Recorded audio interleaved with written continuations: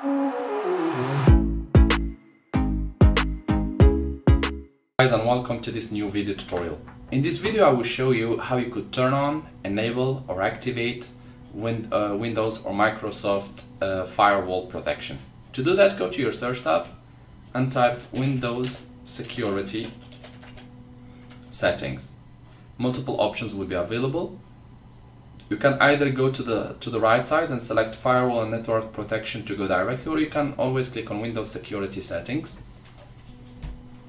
And from there you can always click Open Windows Security.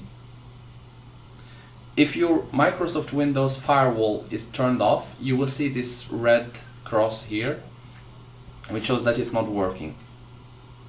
To solve that, just click on that icon, and here click on Public Network, or just click Turn On.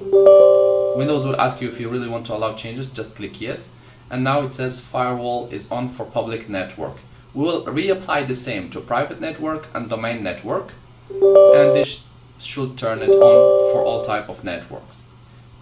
Now our firewall and network protection is on. We will go back, click on this sign to go back, and as you can see it shows in green, which means that it has been enabled. I hope this video tutorial was helpful to you guys. If you are still in need of help or assistance, you can always write us a comment or send us an email, and we'll do our best to help you. If you would like to encourage us, you can always press like, share, and do not forget to subscribe to get our latest videos. Thank you guys for watching, and talk to you soon in a new video tutorial.